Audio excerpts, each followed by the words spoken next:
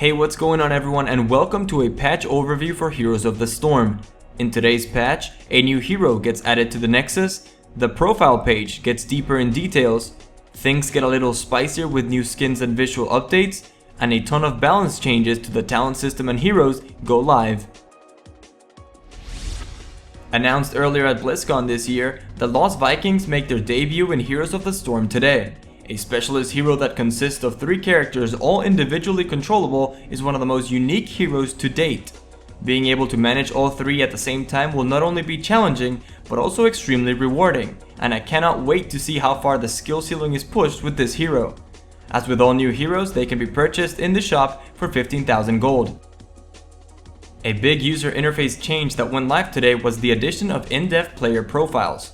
Players can now view details such as recent victories, most played heroes, hero levels, win rates, and a lot more. They have also enabled a match history and statistics tab to allow you to further analyze your past performances.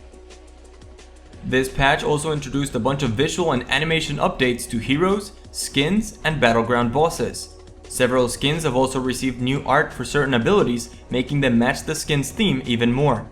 With the release of the Lost Vikings, also came the release of their Master and Pajama Party skin, which have been added to the shop. Big changes regarding hero balance, specially aimed at the talent system, have gone live with today's patch. The biggest one is the change to the level 20 talent options. Rewind has been moved to level 20, and Kerrigan and Nazeebo no longer have access to it, resulting in a huge nerf to Kerrigan. 4 new talents have also been added to the game at level 20. Nexus Blade for melee assassins and off-tanks, Nexus Frenzy for ranged assassins, Hardened Shield for tanks, and Fury of the Storm for specialists. These talents emphasize each hero's role and allow them to do their jobs better. Finally, Gathering Power and Mule have both received nerfs that will make choosing them more difficult. A lot of heroes were hit by the nerf bat with only a few buffs this time around. Stitch's Gorge damage has been cut in half, and his hook's cooldown was increased by 2 seconds. This should come as no surprise to anyone, especially the Gorge damage change, and should bring him back closer to other tanks. Taika's heroic ability Odin was changed entirely.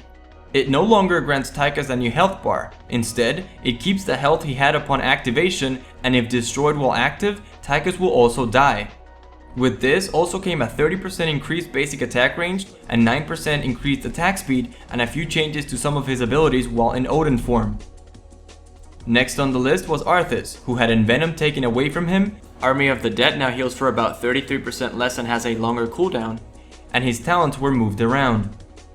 Raynor's talents were also significantly updated, enabling new ways to build him. His heroic abilities were both buffed, allowing you to control the target of his Banshees and giving Hyperion his old level 20 talent by default.